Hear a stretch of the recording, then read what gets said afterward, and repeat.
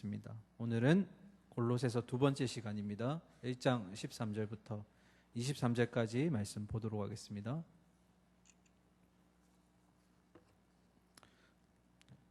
신약성경 골로새서 1장 13절부터 23절까지입니다. 자, 제가 한 절, 우리 청년들이 한 절씩 번갈아 가면서 읽겠습니다. 13절입니다. 그가 우리를 흑암 권세에서 건져내사 그의 사랑의 아들의 나라로 옮기셨으니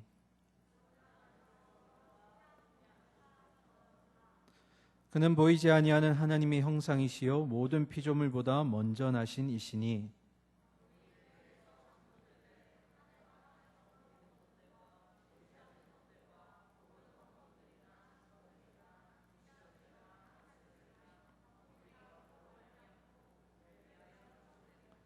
또한 그가 만물보다 먼저 계시고 만물이 그 안에 함께 섰느니라.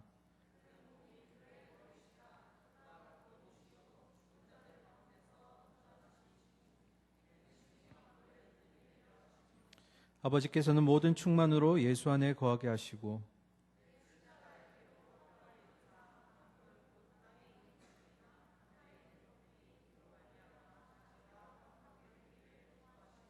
전에 악한 행실로 멀리 떠나 마음으로 원수가 되었던 너희를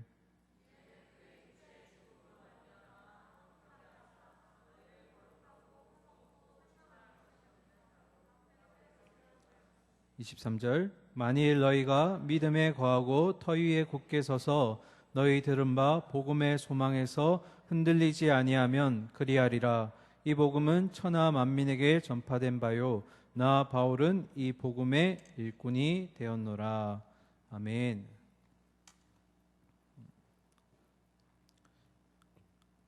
요즘 제가 제일 많이 부르는 노래가 이 노래입니다. 한번 들어보실래요? 가사를 한번 읽어드릴게요. 토끼가 더 커? 아니야. 돼지가 더 커? 아니야. 하마가 더 커. 끝날 때 어떻게 끝나냐면 코끼리가 제일 커요 이렇게 끝나요. 요즘 제가 찬양만큼 동요를 많이 듣고 있는데 제가 왜 이 가사를 얘기해 드리냐면 이렇게 하고 노래가 끝나는 줄 알았어요. 아, 코끼리가 제일 크구나. 우리 주은이는 코끼리가 제일 큰 줄 알겠구나. 근데 마지막에 나레이션이 나와요. 아니야. 모두 다 친구야. 이렇게 끝나는 거예요. 이것보다 복음 그 은혜가 더할까? 세상에는 큰 자만 찾는데 모두가 다 친구라니. 이 동료 가운데서 은혜를 받았어요. 그래서 잠깐 여러분과 동료로 은혜를 좀 나누고 그래서 잠도 깨울 겸 이 동료 속에서 제가 은혜를 얻어서 간증을 하나 했습니다. 복음은 세상 가운데 사람을 모두 가르는 기준들을 하나로 만들어줍니다. 사람의 어떤 인맥이나 어떤 혈통 이런 학벌 지식들을 나누는 것이 세상의 기준이라면 복음은 그 모든 것들을 없애버리고 하나로 만들어주는 힘이 있다는 것. 그래서 우리는 모두 뭐라고요? 친구, 동력자라는 의미입니다. 자, 골로새서 오늘 두 번째 시간인데요. 골로새서 두 번째 시간은 굉장히 중요하고 굉장히 어려운 시간입니다. 언제는 안 어려운 적이 있었나? 근데 오늘은 특별히 어렵지만 여러분에게 있어서 가장 중요한 시간이라고 생각해요. 이 본문을 통해서 우리는 예수님이 누구신가에 대해서 쭉 살펴보려고 합니다. 예수님이 도대체 누구시길래 우리가 그분을 믿고 살아가야 하는가? 찬양으로 많이 고백했지만 오늘 말씀을 통해서 한번 보도록 할 텐데요. 이 예수 그리스도가 누구인가에 대해서 줄여서 얘기하면 세 글자로 기독론이라고 합니다. 논자가 논하다 할 때 논자죠. 기독이 뭘까요? 이 그리스도를 한문의 음가로 가장 비슷하게 따온 게 바로 기독이에요. 그래서 기독교라는 것은 풀어서 얘기하면 예수 그리스도 교회예요. 그리스도를 믿음으로 믿는 자들, 그걸 바로 기독교라고 하죠. 그래서 기독론이 무엇인지 정확하게 이해하지 못하면 잘못된 방향으로 나아가게 돼요. 그래서 이단이 되기도 하고 사이비가 되기도 하고. 그래서 오늘은 예수님이 누구신가에 대해서 우리가 좀 살펴보도록 하겠습니다. 자, 본문 들어가기 전에 우리가 한 가지 좀 전제되는 설명을 하고 들어갈게요. 인류의 첫 번째 사람이 누구예요? 아담이죠. 아담이 처음 하나님이 지으셨을 때 완벽한 사람이었습니다. 하지만 완전하지 못했던 이유는 그가 죄를 지을 가능성이 있기 때문에. 그래서 완벽한 인간이었지만 그는 결국 하나님과 같이 데려다가 무너지게 됩니다. 그리고 인류의 후손들은 죄의 후손이 되게 됩니다. 그런데 하나님은 우리를 그냥 버려두시지 않으세요. 그래서 사랑하는 하나뿐인 아들을 우리에게 보내어 주시죠. 이것이 기독교의 가장 큰 핵심 사상입니다. 우리가 잘 알고 있는 내용이죠. 이걸 머릿속에 이제 그리면서 우리 13절부터 한번 말씀 쭉 따라가 보도록 하겠습니다. 13절 같이 읽을까요? 시작. 그가 우리를 흑암의 권세에서 건져내사 그의 사랑의 아들의 나라로 옮기셨으니. 아멘. 자, 여기서 말하는 그가는 하나님을 얘기합니다. 하나님이 우리를, 이 편지를 쓴 바울을 포함한 모든 그리스도인들에게 지금 얘기하는 겁니다. 하나님이 우리 모든 그리스도인들을 흑암의 권세에서 뭐 하셨다고요? 건져내사. 이게 구원의 첫 번째 과정입니다. 구원의 순서가 있는데요. 그 첫 번째 순서가 뭐라고요? 흑암의 권세에서 건져낸다. 이 건져내다라는 단어가 가장 많이 중심적으로 쓰였던 곳이 바로 출애굽할 때 이스라엘 백성들에게 쓰여졌습니다.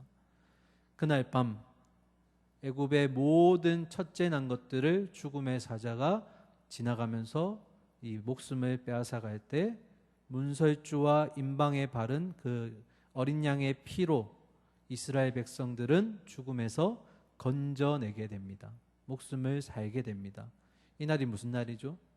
유월절. 그 어린 양이 앞으로 오실 예수 그리스도를 예표하죠. 그죠? 그래서 이 건져내다라는 뜻에는 사망에서, 흑암에서 건져낸다. 이게 구원의 첫 번째 순서. 두 번째는 뭘까요? 그의 사랑의 아들의 나라로 뭐 하셨다고요? 옮기셨으니. 그의 사랑하는 아들이 누구예요? 예수 그리스도. 그가 계신 나라로 옮기셨다. 자, 첫 번째는 건지셨다. 그리고 두 번째는 옮기셨다.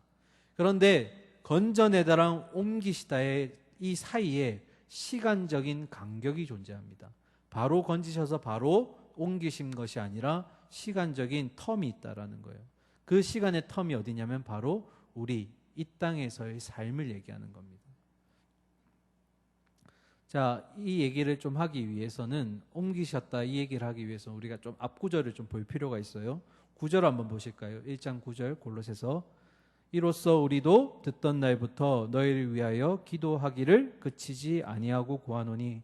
이 말은 바울이 골로새 교회 성도들이 교회를 세우고 열심히 교회 활동을 하고 있다라는 내용을 에바브라에게 듣게 된 순간부터 계속 지금 기도하고 있다라는 내용입니다. 어떤 내용으로 기도를 하고 있을까?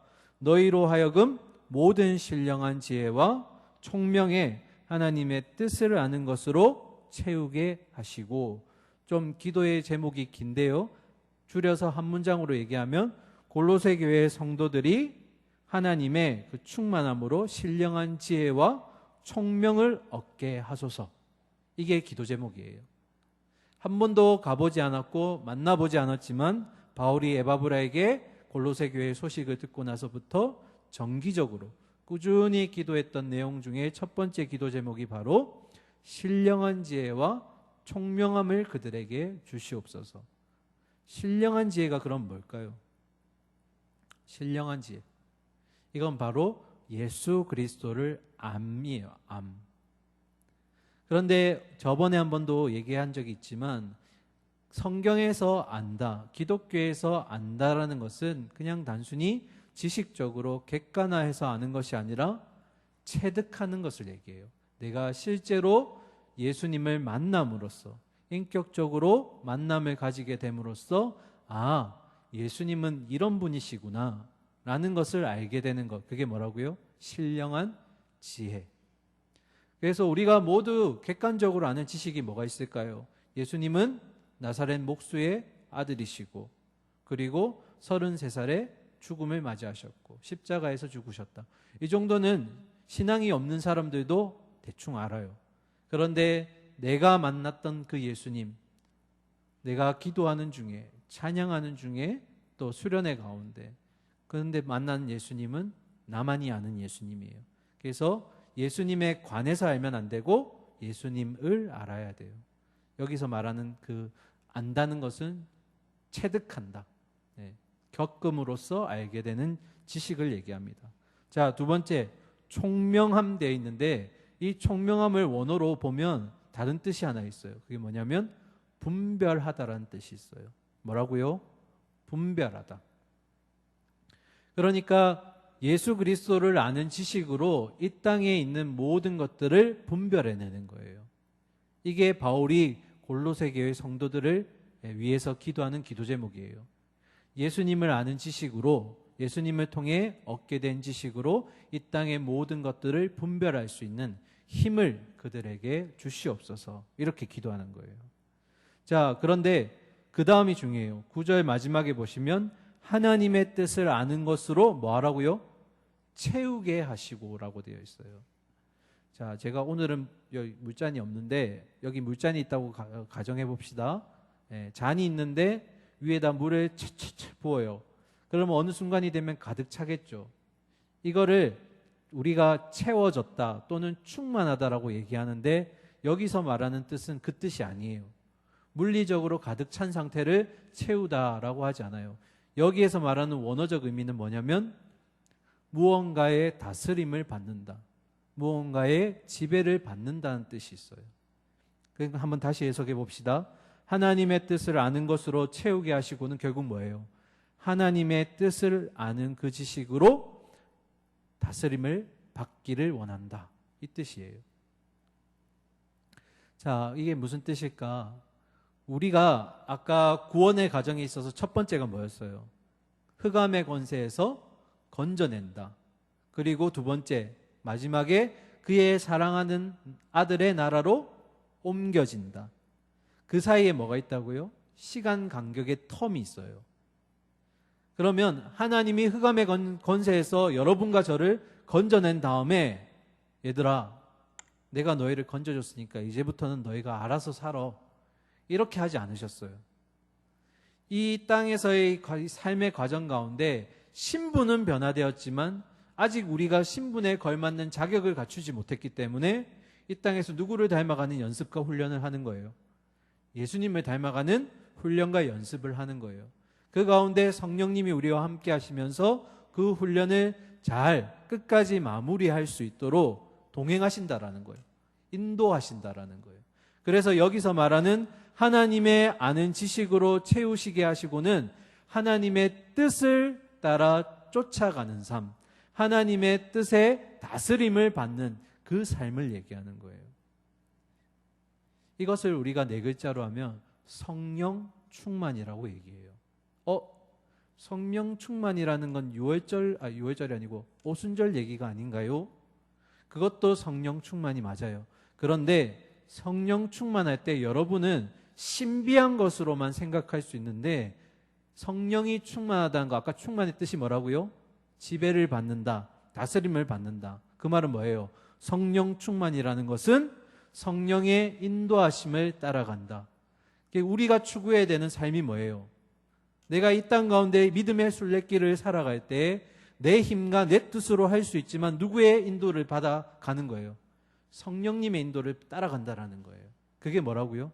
성령 충만이라는 거예요. 그래서 사랑하는 우리 청년들에게 부탁하기를 성령 충만한 삶을 기대하시고 그 삶이 따라가기를 소망합니다. 내 힘으로 할 수도 있지만, 나의 경험으로 해결할 수도 있지만 하나님께 먼저 물어보는 거예요. 하나님, 이거 어떻게 하면 좋겠습니까? 하나님께 뜻을 물어보는 거예요.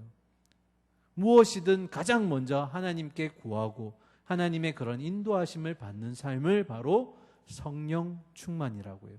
그래서 성령 충만은 단회적이지 않아요. 계속 연속적으로 가야 돼요. 한 번 성령을 받고 끝나는 개념이 아니라 쭉 우리의 인생길 가운데 쭉 함께 가는 게 바로 성령 충만이에요. 그 의미가 어디에 들어가 있냐면 12절에 들어가 있어요. 우리 12절 화면 보고 같이 읽까요? 자, 12절 읽겠습니다. 우리로 하여금 빛 가운데서 성도의 기업의 부분을 얻기에 합당하게 하신 아버지께 감사하게 하시기를 원하노라. 아멘. 자, 12절 조금 내용이 풀이가 필요한데, 우리로 하여금 빛 가운데서 성도의 기업의 부분을 얻기 위해. 자, 성도는 유업을 언제 얻어요? 마지막에 우리가 죽음 이후에 그 영원한 나라와 영생을 얻는 것이 바로 우리의 유업이에요. 믿습니까? 네. 우리의 마지막은 영생과 영원한 나라예요. 그것이 우리의 소망이고, 이것에 대해서 베드로가 얘기하기를 썩어지지도 않고 사라지지도 않을 유산이다 라고 얘기를 해요. 우리는 이 소망을 품고 나아가는 겁니다. 그런데 우리 혼자 가는 것이 아니에요. 12절에 보면 우리로 하여금 어디 가운데서? 빛 가운데서, 하나님의 그 빛 조명 아래에서 간다는 거예요. 이 말은 결국 하나님과 함께 간다라는 의미예요. 언제까지? 소망이 이루어지는 그때까지, 최종적인 소망의 끝까지 닿을 때까지 하나님의 인도하심에 따라 우리가 간다라는 거예요. 그래서 건져내신 다음에 우리가 홀로 그 믿음의 순례길을 걸어가는 게 아니라 이 과정 가운데도 함께 하시고 마지막에 그의 영원한 아들의 나라 가운데 거하는 그 소망에 이를 때까지 주님이 우리를 인도하신다라는 거예요. 아시겠죠? 자, 넘어가겠습니다. 그러면 그렇게 우리를 인도하시고 마지막까지 데리고 가시는 그 예수님이 도대체 누구냐는 거예요. 이제 본격적인 질문을 해야겠죠. 예수님이 누군가? 자, 14절 한번 봅시다. 14절 본문 함께 읽을까요? 그 아들 안에서 우리가 속량 곧 죄사함을 얻었도다. 가장 중요한 단어가 뭘까요? 속량. 속량이 뭘까요? 죄인이나 노예에 있는 사람을 어떠한 값을 지불하고 해방시켜주는 것. 이게 뭐라고요? 속량. 그것에 받쳐지는 물질이 바로 속전이라고 하죠. 속량이 뭐라고요? 노예나 죄인 되었던 신분에 있는 사람이 어떠한 속전의 지불을 통해서 자유함을 얻고 해방을 얻는 것을 바로 속량이라고 불러요. 우리의 속량은 누가 해주셨어요? 14절 마지막에 속량 곧 죄사함, 이 꼴 같은 말이죠. 죄사함은 누가 해주셨어요? 예수 그리스도. 어디에서요? 십자가에서. 무엇으로? 그의 피와 살로써 우리를 속량해 주셔서 우리는 죄로부터, 사망으로부터 건짐을 받게 된 것이에요. 아멘이시죠? 그런 가운데 우리가 잊지 말아야 될 게 하나 있어요. 가장 중요한 거, 구원이라는 것은 공짜가 아니에요. 우리가 자꾸 구원을 값없이 얻었다니까 구원을 굉장히 낮은 수준으로 판단할 수도 있고 오해할 수도 있는데, 구원은 절대 공짜가 아니에요. 이 세상에 어떤 걸로도 지불할 수 없는 하나님의 하나뿐인 아들을 우리에게 주심으로써 우리가 구원을 얻게 된 것이에요. 이 세상이 지불할 수 없는 하나님의 사랑하는 그 아들을 목숨을 내어주심으로써 우리는 구원을 얻게 된 거예요. 값없이 주셨지만 그 구원은 공짜가 아닙니다. 우리는 예수 그리스도의 핏값으로 목숨을 건진 겁니다. 그래서 예수님이 십자가에 달려 돌아가실 때 마지막에 하셨던 말씀 기억나세요? 마지막에 뭐라고 하셨죠? 다 이루었다. 이 말이 무슨 의미일까요? 다 이루었다. 이 말은 내가 너희의 모든 죄값을 다 짊어지고 해결하였다. 이 말이에요. 예수님이 뭐 하셨다고요? 속량. 그 모든 속량을 십자가에서 완벽하게 단번에 하셨다라는 거예요. 십자가에 매달리시면서 마지막에 하셨던 말씀 뭐라고요? 다 이루었다. 그 말은 너희의 과거에 있었던 죄, 현재에 있었던 죄, 그리고 앞으로 지을 죄, 모든 죄들을 내가 이 십자가에서 다 짊어지고 가겠다. 해결하였다라는 의미가 있어요. 그런데 우리 청년들 그리고 우리 성도님들 중에 이렇게 고백하시는 분들이 있어요. 예수님, 제가 죄가 많아서 주님 앞에 차마 나아갈 수가 없습니다. 이런 못난 죄인이 어떻게 예수님 앞에 나아갈 수가 있겠습니까? 저는 주님 앞에 못 나아가겠습니다. 이건 속량에 대해서 잘 이해하지 못했기 때문이에요. 속량에 무슨 의미가 있다고요? 과거에 내가 지었던 죄, 그리고 지금 현재 내가 짓고 있는 죄, 그리고 미래에서 내가 알지 못하지만 짓게 될 모든 죄를 싸그리 다 모아서 어디에서요? 십자가에서 한 번에 해결하신 것이 바로 예수님의 값없는 은혜라는 거예요. 아시겠죠? 그래서 우리가 자꾸 죄인입니다, 주님 앞에 나아갈 수 없습니다 하면서 우리를 정죄하는 것은 겉으로 보기에는 되게 신앙적으로 보이고 믿음 있어 보이지만 이건 결국 사탄의 속임수에 빠지는 거예요. 마치 내가 죄를 다 해결하지 못한 것처럼. 이게 자꾸 사탄 마귀가 우리에게 찝찝함을 남기는 거예요. 너 같은 죄인이 어떻게 교회에 나가? 너 같은 죄인이 무슨 기도를 해? 우리의 모든 죄값은 십자가에서 해결될 줄 믿습니다. 네. 그래서 그러면 주님 앞에 어떻게 나아가야 됩니까? 하고 질문하면 오직 주님의 은혜의 보좌로 우리가 나아가는 게 답이에요.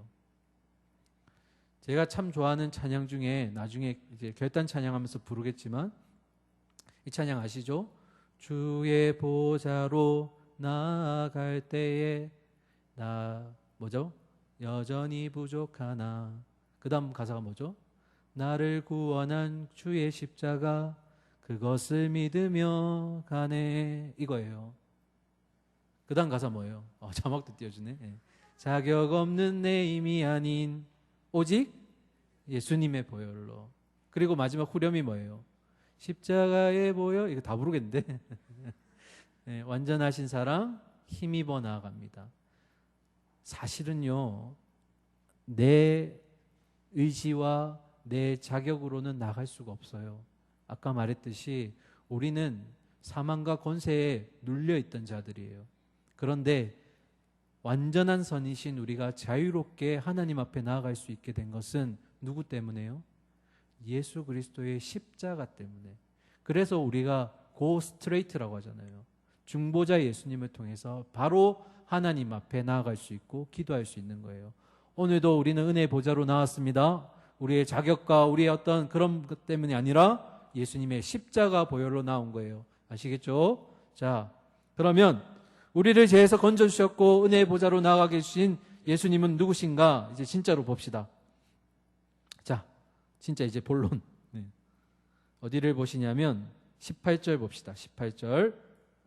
그는 몸인 교회에 머리시라. 조금 더 앞에 거 먼저 봐야겠네요. 화면이 넘어갔네. 자, 어디를 보시냐면 15절 먼저 봅시다. 15절. 자, 함께 읽겠습니다. 시작. 그는 보이지 아니하는 하나님의 형상이시요 모든 피조물보다 먼저 나신 이시니.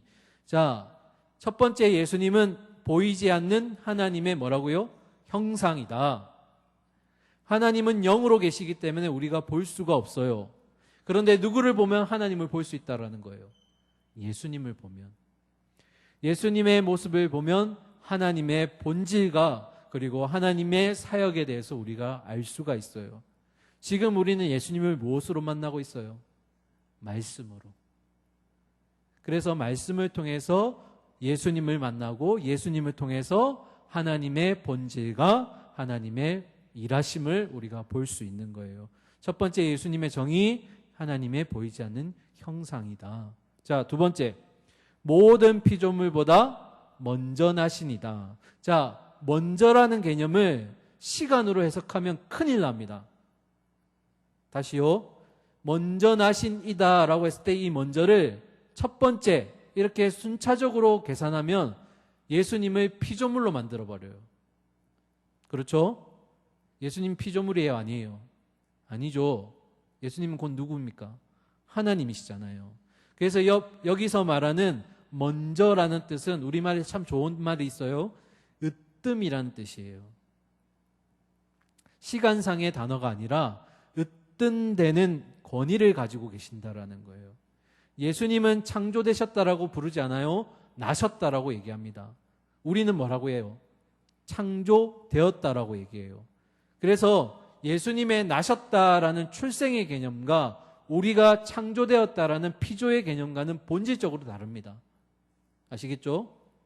예수님은 뭐 하셨다고요? 나신 분이에요. 출생하신 분이에요. 피조물보다 먼저 계셨다라는 것은 모든 피조물보다 으뜸되는 권한과 권위를 가지고 계시다라는 거예요. 자, 그러면 어떤 권위를 가지고 계시는가? 16절 봅시다. 16절.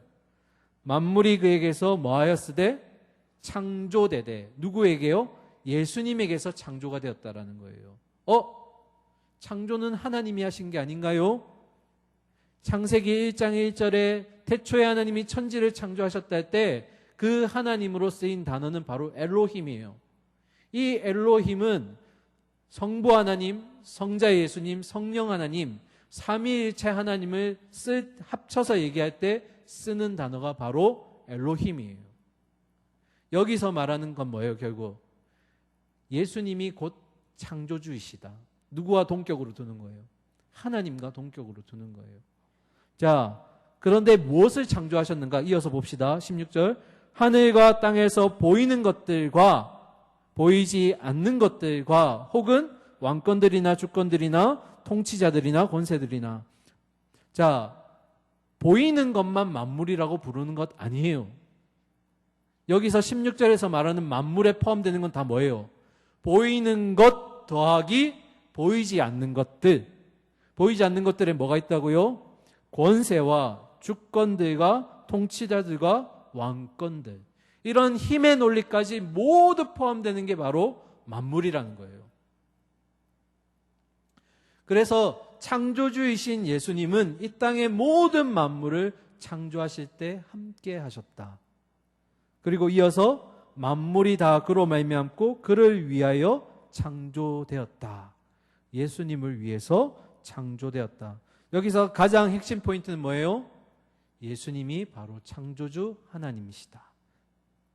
이게 세 번째 예수님에 대한 정의입니다. 첫 번째는 뭐였죠? 보이지 않는 하나님의 형상. 두 번째는 뭐였어요? 두 번째 뭐였어요? 모든 피조물보다 으뜸되는 권위를 가지고 계신다. 그게 뭐라고요? 먼저나신이다. 그리고 세 번째, 모든 만물을 창조하신 바로 하나님이시다. 17절로 넘어갑시다. 자, 17절. 또한 그가 만물보다 먼저 계시고, 그렇죠? 창조주이시니까. 그리고 중요한 건 여기에요. 만물이 그 안에 함께 섰느니라. 자, 만물이 보이는 것과 보이지 않는 것들이 다 예수님 안에 있다는 의미는 결국 모든 피조물들과 모든 만물들이 다 예수님께 의지하고 있다는 거예요. 이거 다른 말로 하면 예수님이 모든 걸 다스리신다. 주권자를 설명하는 겁니다. 그래서 다섯 번째 정의, 예수님은 바로 주권자이시다. 그 또한 누구와 같은 거예요? 하나님과 같은 거예요. 자, 이단 중에 이런 이단이 있어요. 하나님이 이 땅의 모든 만물을 창조하신 건 맞다. 그리고 나서 모든 만물은 스스로 움직인다라고 하는 이단과 사이비가 있어요. 맞을까요? 아닐까요? 아니에요. 이 땅을 만드시고 나서 모든 생명의 흐름들을 누가 주관하시는 거예요? 하나님이 주관하신 거예요. 계절을 움직이시고, 그리고 바다의 파도를 움직이시고, 또 우리가 알지 못하는 그 각양각색의 풀잎들을, 그 새들을 다 하나님이 뭐 하시는 거예요? 입히시고 먹이시는 거예요. 그 역할을 누가 같이 하시는 거예요? 예수님이. 그래서 다섯 번째 정의, 예수님은 바로 뭐라고요? 주권자이시다. 모든 만물을 다스려 가신다. 자, 왜 자꾸 바울이 이렇게 예수님을 골로새 교회 성도들에게 소개를 하는가? 우리 지난 시간에 배웠죠? 골로새 그 도시의 특징이 뭐였어요? 동양과 서양의 딱 문물의 중간 딱 교류 지점이 되어서 이 도시 안에는 동양 철학도 들어가 있고 서양 철학도 들어가 있고 또 이단도 들어가 있고 이것들로 합쳐져서 혼합주의도 있었어요. 지식이 난무하는 가운데 진짜 지식은 뭐라는 거예요? 오직 체득해서 얻는 예수 그리스도밖에 없다라는 거예요. 그것이 모든 철학들과 사상들과 인간의 생각들을 아우를 수 있는 유일한 한 가지 소망이라는 거예요. 그게 누구라고요? 예수 그리스도.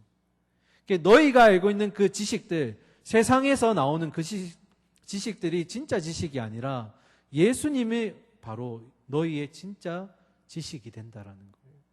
이걸 자꾸 골로새 교회에 알려주고 싶어 하는 거예요. 지난번에 제가 소개 한번 했었나요? 이 땅에 있는 모든 철학과 사상과 그런 어떤 경험들과 가치관들은 사람의 내적인 것에서 나와요. 막 이렇게 골똘히 생각하다가 얻게 되는 깨달음이 뭐가 되는 거예요? 그 사람의 철학이 되고 가치관이 되고 그리고 좀 더 나아가면 종교가 되는 거예요. 그런데 기독교는 달라요. 안에서 나오는 것이 아니라 밖에서부터 들어오는 게 복음이에요. 복음이 들려져야 우리 안에 그 복음이 들어와서 성령의 깨우침을 통해 다시금 나가는 거예요. 순서가 달라요. 시작부터 다른 거예요. 이 땅의 모든 만물의 그런 어떤 가치관들은 어디서 나온다고요? 우리의 이 안에서. 내가 생각하던 중에 깨닫게 되고. 그래서 옛날에 그 많은 철학자들이 고민하잖아요. 이 땅에 처음 된 것이 뭘까? 어떤 사람은 물이야. 아니야. 어떤 사람은 불이야. 아니야. 네 가지 원소가 합쳐져서 그래. 막 이런 고민들을 어디서 하는 거예요? 그냥 생각으로 하는 거예요. 여기서. 그런데 복음은 모든 시작을 어디라고 얘기해요? 하나님이라고 얘기해요. 나중에 보시겠지만 모든 시작, 이 단어 시작 근원을 아르케라고 부르는데 모든 시작은 바로 예수 그리스도로 말미암는 거예요. 자, 넘어갑시다. 18절입니다. 조금 빨리 가야겠네요.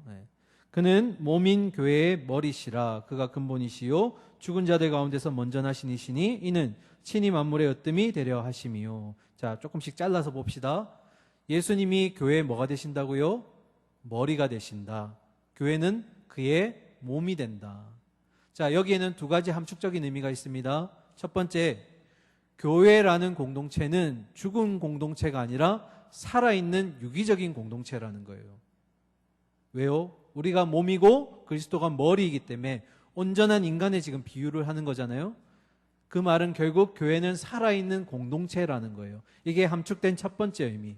자, 두 번째, 몸은 어디에 지배를 받아요? 머리에 지배를 받죠. 머리가 몸을 통솔하는 거예요. 이 땅의 모든 교회는 누구의 통솔을 따라가야 되는 거예요? 머리 되시는 그리스도를 따라가야 되는 거예요. 이런 함축적인 의미가 두 가지가 여기 들어가 있는 겁니다. 자, 그런데 바울이 고린도전서에서 이런 비유를 든 적이 있어요. 남자의 머리는 그리스도다. 그리스도의 머리는 하나님이시다. 자, 하나씩 해결해 봅시다. 예수님의 머리가 누구라고요? 하나님. 이 땅에 오신 예수님은 그 머리 되시는 하나님의 뜻에 따라 움직이셨어요. 100% 순종하셔서 완전하게 그 역할을 감당하셨어요. 그렇죠? 아니에요. 이 땅에 오신 예수님이 동작 하나에, 말 한마디에, 베푸시는 이적 가운데 단 하나도 독자적으로 하신 게 없어요. 모든 것이 하나님의 뜻 가운데 이루어진 거예요. 마지막 죽으심 그 십자가까지도 하나님의 계획대로 간 거예요. 그런데 교회는 누구를 머리로 두고 있다고요? 그리스도. 그러면 몸인 교회가 만약에 문제가 생겼다. 그 말은 결국 그리스도의 통솔을 잘 따르지 못했기 때문에, 그리스도의 뜻을 잘 받아서 해결하지 못했기 때문에 그렇다라는 거예요. 그런데 그리스도가 누구와 머리를 두고 있다고요? 하나님. 그러면 결국 교회가 그리스도의 뜻을 잘 받지 못해서 문제가 생기는 건 결국 하나님의 뜻도 잘 받지 못했다라는 거예요. 우리의 진짜 머리이신 하나님 그리고 그리스도를 통해 그 뜻이 이 땅 가운데 이루어져야 되는데 교회가 그것을 잘 수반해내지 못할 때 문제가 생긴다라는 거예요. 그런데 왜 자꾸 바울이 예수님을 얘기하면서 교회를 얘기할까? 그런 문제가 있는 교회라고 할지라도, 이런 어려움이 있는 교회라고 할지라도 하나님이 이 모든 만물의 어떤 고통과 그리고 사망의 그 권세 가운데서 회복시키기 위해서 제시한 유일한 수단이 바로 뭐냐면 교회라는 거예요. 이 땅에서 하나님이 소망을 두시기로 약속하시고 우리에게 베푸신 곳이 어디냐면 교회라는 거예요. 문제도 많고 탈도 많지만 결국 이 땅의 유일한 소망은 바로 교회라는 거예요. 왜요? 그리스도를 머리로 두고 있기 때문에. 이 땅의 모든 교회들은 다 그리스도를 머리에 두고 있는데 문제가 생기지 않으려면 결국 뭐예요? 그리스도의 통치를 따라가야 된다는 거예요. 예수님의 그 뜻을 순종하는 삶을 살아낼 때 교회는 문제가 사라지게 된다라는 거예요. 이걸 이렇게 하시기로 하나님이 정하셨다라는 거예요. 이 땅의 소망이 무엇입니까? 교회라는 거예요. 아시겠죠? 교회가 존재해야 되는 이유가 뭐라고요? 이 땅의 모든 어둠의 권세와 죽음의 권세를 해결할 수 있는 유일한 수단이자 방법으로 하나님이 제시하신 그 유일한 방법이 바로 몸된 교회라는 거예요. 자, 넘어갑시다. 그가 근본이라고 되어 있어요. 방금 설명드렸죠. 좀 전에 근본, 첫 시작, 근원이 누구일까? 이 골로새에 있는 많은 철학자들이 어떤 철학자는 물이요, 불이요, 아니면 공기요, 원소의 혼합이요, 심지어는 우연찮게 생성이 되었다. 들어보셨죠? 빅뱅 이론 이런 것들. 그런 가운데 바울이 얘기하는 근원은 누구예요? 그가 근원이시다. 바로 모든 시작은 예수로 말미암 그 말이에요. 예수님이 바로 시작이시다. 근원이시다. 자, 그 다음에 죽은 자들 가운데서 먼저 나시니다. 자, 고린도전서 15장 23절에 나오는 말인데요. 바울이 예수님을 소개할 때 죽은 자들의 첫 부활의 열매가 되신다고 했어요. 여기서 말하는 첫 번째는 다음에 두 번째, 세 번째, 네 번째가 있다라는 거예요. 첫 번째 열매가 누구라고요? 예수님. 그 다음에 영적인 질서에 따라서 우리가 그 다음 부활의 열매가 된다라는 거예요. 그래서 여기서 보시면 그런 죽은 자들 가운데서 가장 먼저 되시는 이가 예수님이신데 그 다음에 친히 만물의 으뜸이 되신다. 아까 이런 비슷한 구절 본 적 있죠? 어디서? 15절에서. 15절 하반절에 뭐라고 돼 있어요? 모든 피조물보다 먼저 나시니다. 같은 말인데 차이가 있어요. 15절과 지금 19절에 차이가 뭐냐면 18절에 15절과 18절의 차이가 뭐냐면 15절은 첫 번째 창조 때를 얘기하는 거예요. 우리의 처음 태초에 창조될 때 그때도 예수님은 으뜸가는 권위를 가지고 계셨고 18절에는 뭐예요? 죽은 자들 가운데서 첫 부활의 열매가 됐을 때 그때도 예수님이 으뜸가는 권위를 가지고 계신다라는 거예요. 18절은 새로운 창조 때, 부활의 때를 얘기하는 거예요. 시기가 달라요. 정리하면 이겁니다. 새 창조가 되었든 옛 창조가 되었든 어쨌든 모든 창조의 시기 때 으뜸 가는 권위를 가지신 분은 예수님밖에 없다라는 거예요. 피조물에게는 없는, 피조물을 다스릴 수 있는 그 권위는 예수님밖에 없다. 지금 이걸 소개하고 있는 거예요. 자, 이제 마지막입니다. 먼 길을 달려왔는데 예수님은 누구신가? 이제 19절과 20절 뒤쪽으로 가면서 이제 마무리 지을 텐데요. 자, 19절 먼저 봅시다.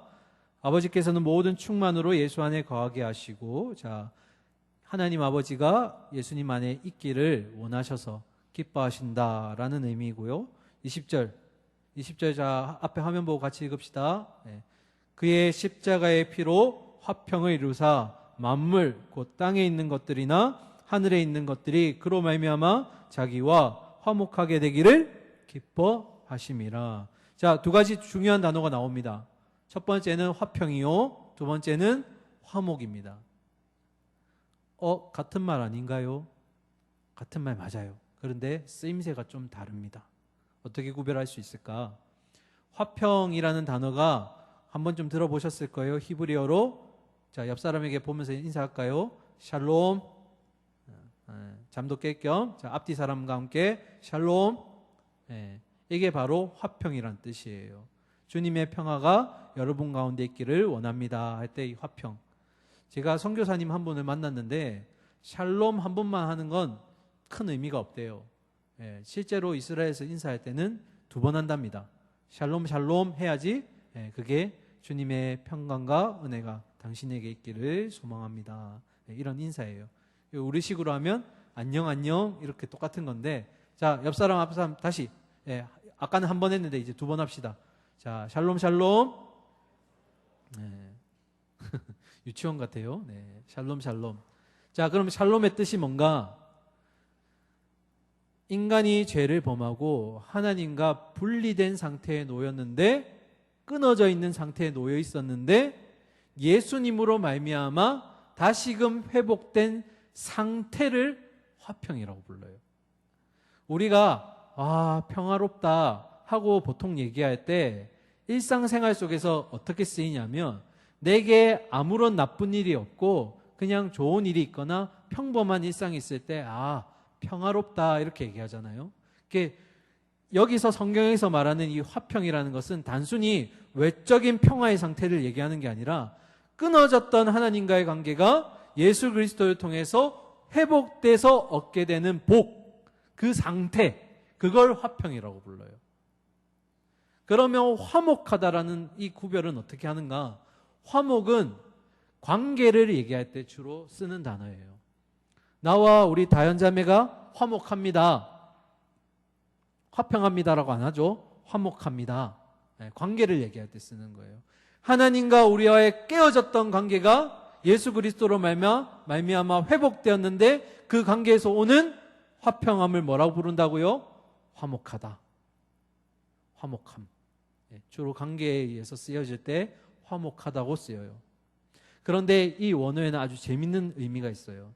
이 화목하다라는 원 단어가 어떤 의미냐면, 헬라어로 좀 어렵습니다. 아포카탈라스라는 단어를 쓰는데요. 이거 적을 필요 없어요.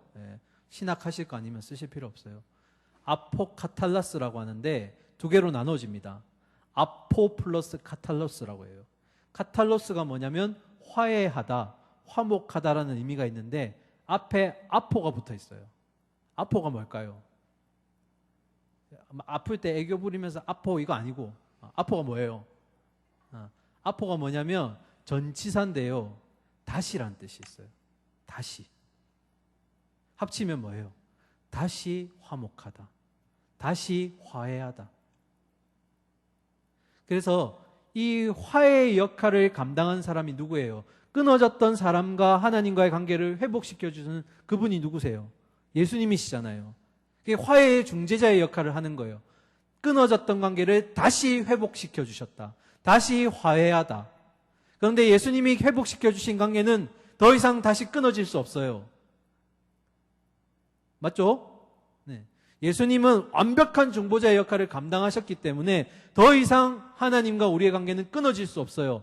그래서 이 다시라는 의미와 화해하다는 의미가 예수님을 만나게 되면서 이 아포카탈로스라는 뜻이 어떻게 바뀌냐면 완전히 화해되다, 완전히 화목해지다라는 뜻이 또 바뀌어요.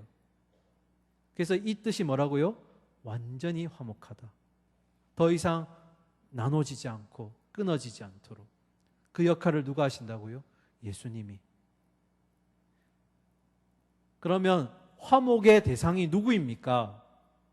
화목해지기로 약속하셨는데 누구랑 화목하시기를 원하는가? 20절 보실까요? 20절 화면 한 번만 더 띄워주세요.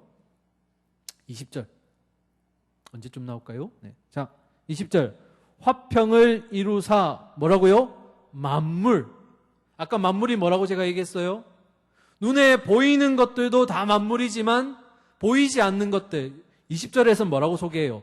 곧 땅에 있는 것들이나 하늘에 있는 것들, 육적인 것이든 영적인 것이든 모든 만물이 첫 번째 하나님으로부터 창조되었잖아요. 그런데 죄로 인해서 다 끊어져 버렸어요. 그런데 중재자의 역할을 감당하는 예수님이 오심으로써 눈에 보이는 것들이나 눈에 보이지 않는 것들이나 다 완전하게 하나님과의 관계가 회복되었다라는 거예요. 여기에 만물에는 바로 우리가 포함되어 있는 거예요. 아시겠죠? 화목의 대상이 누구라고요? 모든 만물. 눈에 보이는 것들과 보이지 않는 것들. 그러면 화목의 방법이 뭐예요? 화목의 대상도 알았고 화목의 뜻도 알았어요. 화목의 이 방법이 뭘까? 20절 앞에 볼까요? 그의 십자가의 피로 말미암아. 이게 화목의 방법이에요. 그가 죽으셔야만 우리가 살아날 수 있고 관계가 회복될 수 있어요. 유일한 화목의 방법은 바로 예수 그리스도의 십자가 보혈. 이게 유일한 방법이라는 거예요. 그래서 하나님은 그걸 하시기로 선택하신 거예요. 이 땅에서 우리를 화해자의 역할을 감당할 수 있는 그 모든 것은 아무것도 없기 때문에 하나뿐인 자신의 아들을 내어주시는 그 화목제물로 주셨다라는 거예요. 그래서 화목의 방법이 뭐라고요? 그의 십자가의 피로 말미암아. 이게 방법이에요. 그러면 마지막 그 화목의 동기가 뭐냐는 거예요. 왜 하나님이 그렇게 하셔야만 했고 예수님을 그렇게 십자가에 매다셔야만 했을까? 20절 마지막에 볼까요? 그로 말미암아 자기와 화목하게 되기를 뭐 하셨더라? 기뻐하셨더라. 우리에게 이유가 있는 게 아니에요. 우리의 자질과 조건과 우리의 잘남 때문에 회복시켜 주신 것이 아니라 하나님이 기뻐하셨기 때문에 그 일을 하시기로 한 거예요. 그래서 그것이 바로 우리에게 선물이 되고 은혜가 되는 거예요. 우리에게 뭘 요구하신 것이 아니에요. 그냥 값없이 주시는 그 은혜를 받기만 하면 되는 거예요. 그런데 공짜가 아니라고 했어요. 세상이 감당할 수 없기 때문에 그분의 사랑하는 아들을 내어주실 수밖에 없었다라는 거예요. 자, 그럼 이제 진짜 마지막 화목의 결과를 봅시다.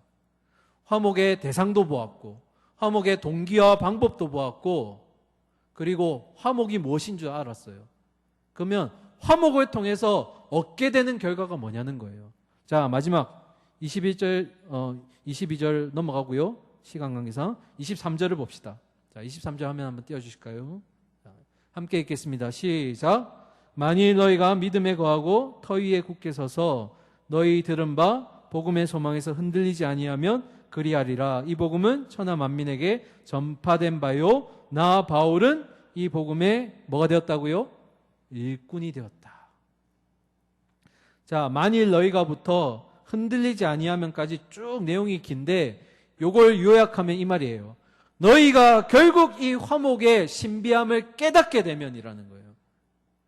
앞에서 얘기했던 그 화목이 무엇인지, 누가 그것을 했는지, 왜 하셨는지를 그걸 알게 된다면 화목의 결과가 뭐라고요? 바울이 뭐가 되었다고요? 복음의 일꾼이 되었다. 에이, 그럼 목사님, 화목의 결과는 바울만 얻는 거예요? 바울만 복음의 일꾼 삼으신 거예요? 아니니까 물어보겠죠. 자, 그럼 답을 한번 봅시다. 우리가 잘 아는 내용인데요. 고린도후서 5장 17절 가겠습니다. 자, 앞에 화면 보시고요. 같이 읽읍시다. 마지막이에요. 자, 그런즉 누구든지 그리스도 안에 있으면 새로운 피조물이라. 이전 것은 지나갔으니 보라 새 것이 되었도다. 자, 중보자이신 그리스도를 통해서 우리가 무엇이 되었다고요? 새로운 피조물이 되었다. 18절 봅시다.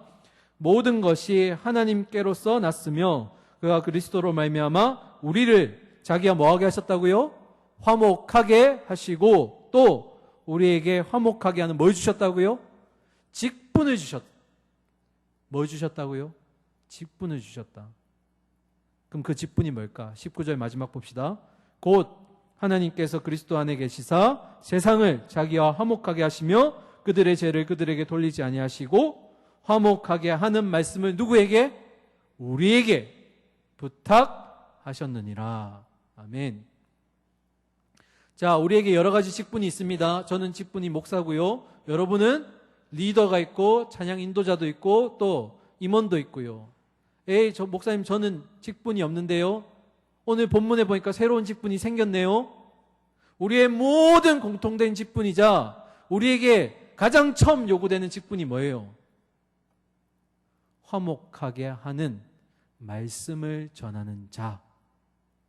화목자로 우리를 직분자로 세우셨다라는 거예요. 이게 화목의 결과예요. 고린도서 5장 18절에 화목하게 하는 직분을 우리에게 주셨다라고 했어요. 그래서 그리스도를 믿는 모든 자들은 직분을 가지고 있어요. 어떤 직분이요? 19절에 말하는 화목하게 하는 말씀을 우리에게 부탁하셨다. 바울은 이걸 뭐라고 해요? 본문에서 복음의 일꾼이 되었다. 이게 바로 우리의 모든 공통된 직분이에요. 복음의 일꾼. 사랑하는 청년 여러분, 여러분에게, 저에게 공통된 직분이 있습니다. 그리스도의 복음을 체험하고 예수를 알게 되고 나서 얻게 된 그 은혜와 그 진리를 나만 가지고 끝나는 것이 아니라 그 복음을 가지고 담대히 세상 가운데 나아가서 죽음과 사망의 권세 가운데 여전히 눌려있고 예수 그리스도를 알지 못하는 생명들에게 나아가서 이 복음 전하는 일꾼으로 화목하게 하는 말씀을 전하는 직분자의 역할을 감당할 수 있도록 하나님이 오늘도 여러분과 동행하신 줄 믿습니다. 자, 그래서 언제까지요? 언제까지 이 직분을 감당해야 될까요? 마지막 우리가 새 창조의 역사가 일어나는 그날, 영원한 유업을 얻게 되는 그날까지 하나님이 우리에게 지혜 주시고 힘 주신 줄 믿습니다. 그래서 이번 한 주, 새로운 한 주 다가올 텐데요, 우리 안에 여전히 복음을 알지 못하고 죽어가고 있는 영혼들에게 거룩한 부담감을 가지고 이제는 너가 나의 육적인 동력자가 아니라 영의 동력자가 되기를 소망한다. 나와 함께 예수 그리스도의 십자가를 통해서 이 은혜의 보좌로 나아가기를 소망한다. 담대히 복음을 전하시는 저와 여러분이 되기를 간절히 축원합니다. 아멘. 우리 찬양하고 결단의 자리로 나아가겠습니다.